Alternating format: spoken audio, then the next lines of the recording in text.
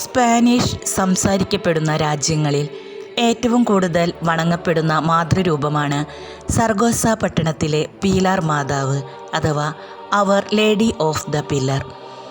ഈശോയുടെ സ്വർഗാരോഹണ ശേഷം സബദിയുടെ പുത്രനും യോഹന്നാൻ ശ്ലീഹായുടെ സഹോദരനുമായ യാക്കോബ് ശ്ലീഹ അന്ധവിശ്വാസവും അനാചാരങ്ങളും കൊടികുത്തി വാണിരുന്ന സ്പെയിനിൻ്റെ ഹൃദയഭാഗത്ത് സുവിശേഷ പ്രഘോഷണത്തിനായി പരിശുദ്ധാത്മാവിനാൽ നയിക്കപ്പെട്ടു. പരിശുദ്ധ അമ്മ ഇപ്രകാരം പറഞ്ഞു: എൻ്റെ മകനെ, നീ പോവുക. നിന്റെ സുവിശേഷ വേല കൊണ്ട് അനേകരെ മാനസാന്തരപ്പെടുത്തുകയും എൻ്റെ പേരിൽ അവിടെ ഒരു ദേവാലയം ഉയരുന്നത് കാണാൻ നിനക്ക് ഇടയാവുകയും ചെയ്യും. അമ്മയുടെ അനുഗ്രഹ ആശിസ്സുകൾ ഏറ്റുവാങ്ങിയ യാക്കോബ് ശ്ലീഹ സുവിശേഷ പ്രഘോഷണം ആരംഭിച്ചെങ്കിലും സമൂഹത്തിൽ വലിയ മാറ്റമൊന്നും വരുത്തുവാൻ സാധിച്ചില്ല. അങ്ങനെ നിരാശനായി AD 40 ഹിസ്പാനിയയിലെ സരോഗാസയിലുള്ള എബ്രോ നദിക്കരയിൽ യാക്കോബ് ശ്ലീഹ പ്രാർത്ഥിച്ചു കൊണ്ടിരിക്കുകയായിരുന്നു. അപ്പോൾ മാലാഖമാരുടെ കാഹളധ്വനിയും ആവേ മരിയ എന്ന ഗാനവും കേട്ടു. തലയുയർത്തി നോക്കിയ ശ്ലീഹ മാർബിൾ ശിലയിൽ പരിശുദ്ധ അമ്മയെ അദ്ദേഹം ദർശിച്ചു.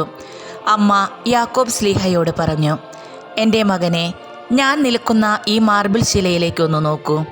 എൻ്റെ മകൻ സ്വർഗത്തിൽ നിന്ന് നൽകിയ ഈ ശില ഇവിടെ പണിയപ്പെടുന്ന ദേവാലയത്തിൻ്റെ അൾത്താരയായിരിക്കണം.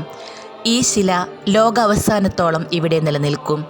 ഒരിക്കലും ഇവിടെ ക്രിസ്തീയ വിശ്വാസം മരിക്കാനിടയാകില്ല. പരിശുദ്ധ അമ്മയുടെ വാക്കുകളിൽ പ്രചോദിതനായ ശ്ലീഹ അവിടെ ഒരു ദേവാലയം പണിതു. പരിശുദ്ധ അമ്മ ഈ ലോക ജീവിതകാലത്ത് തന്നെ മറ്റൊരു സ്ഥലത്ത് പ്രത്യക്ഷപ്പെട്ട ഈ അത്ഭുതം എന്തുകൊണ്ടും പ്രത്യേകതയുള്ളതാണ്.